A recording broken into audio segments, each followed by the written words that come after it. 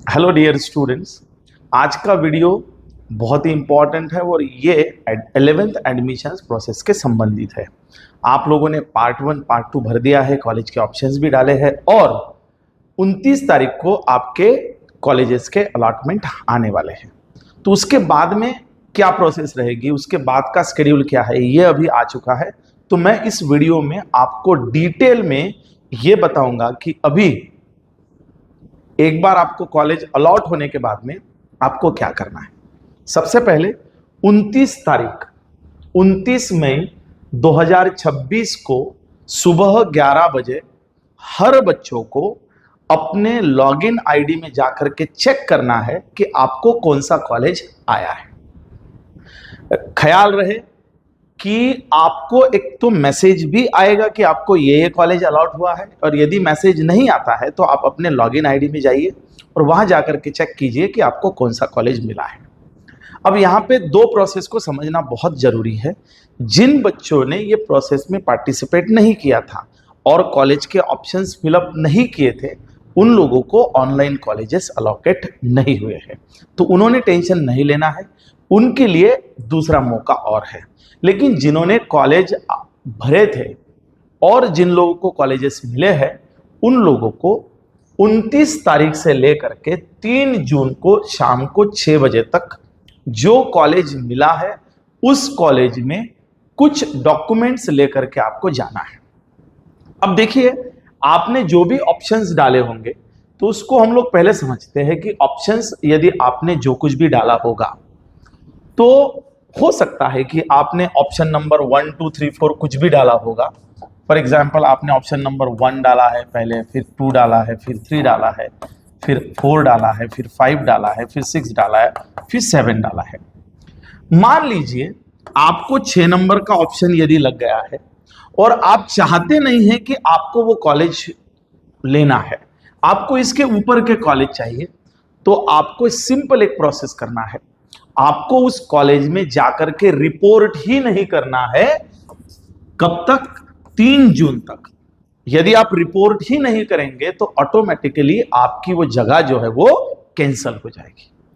लेकिन यदि आपको चाहिए तो आपको लॉगिन आईडी में जाकर के उस ऑप्शंस पे जाकर के प्रोसेस एडमिशन करना है, और प्रोसेस एडमिशन जैसे ही वो करेगा तो आपको डॉक्यूमेंट्स वहां पे जो स्कैन डॉक्यूमेंट्स आपने अपलोड किए हैं वो पूछेगा। अभी और एक बार मान लीजिए जब आपने पार्ट 2 भरा होगा और उसमें जब डॉक्यूमेंट स्कैन करके डाले होंगे तो कुछ डॉक्यूमेंट्स यदि आपके बचे हैं, वो आपके पास नहीं थे और लेकिन अब आपके पास है, तो अब भी आप उसको प्रोसेस कर सकते हो, आप अपलोड कर सकते हो। अब कॉलेज में जाते समय जो जो डॉक्यूमेंट्स आप लोगों ने वहां पे ऑनलाइन में सबमिट किए हैं, उन सभी की जेरॉक्स लेकर के जाना अनिवार्य है। अब यहाँ पे एक ट्विस्ट है, यहाँ पे एक बहुत बड़ा सवाल आ रहा है कि सर, बहुत सारे बच्चों को कॉलेज ने टीसी अब तक नहीं दी है, कुछ लोगों के पास मार्कशीट भी नहीं है। तो नया सर्कुलर आया है कि जिन लोगों के पास टीसी और मार्कशीट नहीं है, इन दो डॉक्यूमेंट्स के आधार पे कोई भी कॉलेज आपका एडमिशन प्रोसेस डिनाई नहीं कर सकता, नहीं रोक सकता। क्योंकि कॉलेज को डिले हो रहा है, स्कूल को डिले हो रहा है, स्कूल ने नहीं दिया है तो दिक्कत नहीं है, आपका एडमिशन हो जाएगा। लेकिन साथ में ही वो आपसे ये कंफर्म करवा के लेंगे या ये डॉक्यूमेंट पे साइन लेंगे कि यदि आप with in A completion process, यानी 6 जून तक, 6 जून 11 बजे तक, और उसके बाद में भी शायद और जो कॉलेज लेवल पे जगह रहेगी उसके बाद में भी, यानी कि एडमिशन प्रोसेस एंड होने तक आप यदि वो डॉक्यूमेंट वहां पे प्रस्तुत करने में, प्रेजेंट करने में सक्षम नहीं रहते हैं, तो आपका जो एडमिशन हुआ है वो कैंसिल हो सकता है। आज तो आपको मिल जाएगा, इसलिए आप डॉक्यूमेंट्स के ऊपर ध्यान दो। सर, कौन कौन से डॉक्यूमेंट चाहिए? तो नंबर 1 पे हमें जो डॉक्यूमेंट चाहिए उसका नाम है आपका 10वीं का मार्कशीट। तो सबसे बड़ा डॉक्यूमेंट तो यही है कि एसएससी मार्कशीट। तो सबसे पहले आपको चाहिए एसएससी मार्कशीट। दूसरा TC, that is leaving certificate.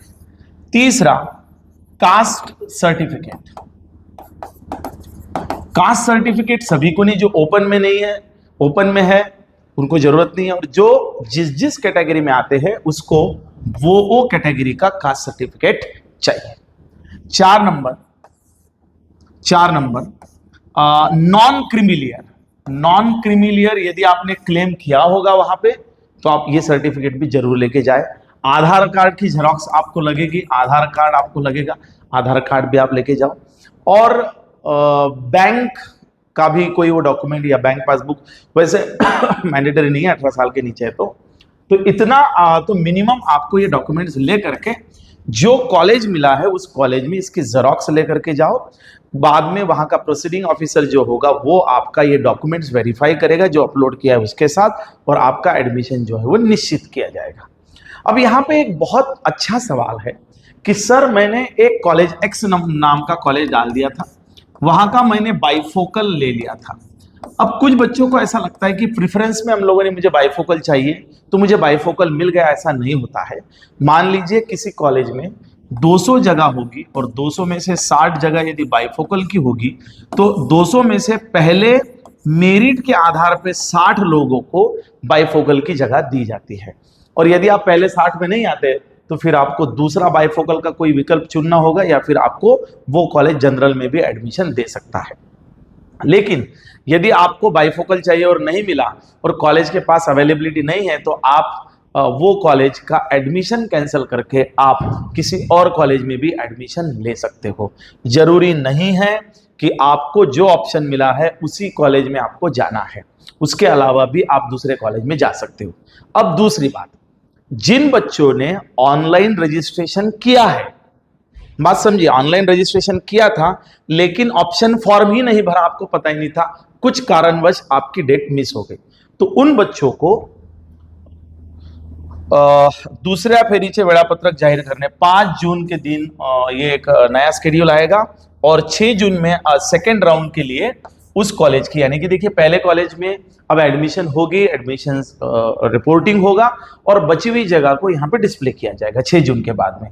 तो 6 जून के बाद में आपको नया शेड्यूल यहाँ पे मिलेगा, यानी कि नई डेटलाइन आपको मिलेगी, यहाँ पे नई डेट मिलेगी और वो 6 जून के बाद में जिन्होंने ऑनलाइन रजिस्ट्रेशन किया था लेकिन ऑप्शन फॉर्म नहीं भरा तो वो डायरेक्ट सेकंड का ऑप्शन फॉर्म भर सकते हैं।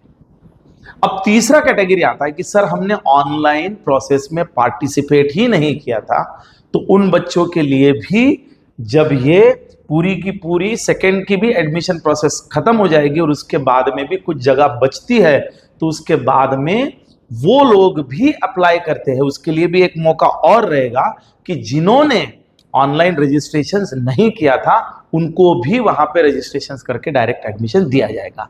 तो अभी भी सभी टाइप के बच्चों के पास एडमिशन लेने का मौका है, तो कृपया पैनिक ना होइए।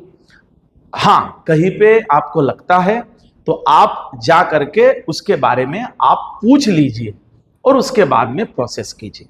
तो ये आपका अभी कंप्लीट प्रोसेस है। डेट मैं बोल रहा हूँ 29 से लेकर के 3 जून तक आपको ये प्रोसेसिंग करना है। कोई भी दिक्कत आती है तो भांडेसर्स एकेडमी नीचे आप कमेंट में डाल सकते हैं, आपको हम लोग जवाब करेंगे। और BSA academy is well known for JEE NEET CET 11-12 board, तो हमारे एडमिशन प्रोसेस जो है वो फुल स्विंग में है। उसके साथ ही 8, 9, 10 CBSE और स्टेट के भी एडमिशंस फुल स्विंग में है, तो आप ज्वाइन कर सकते हैं। Thank you.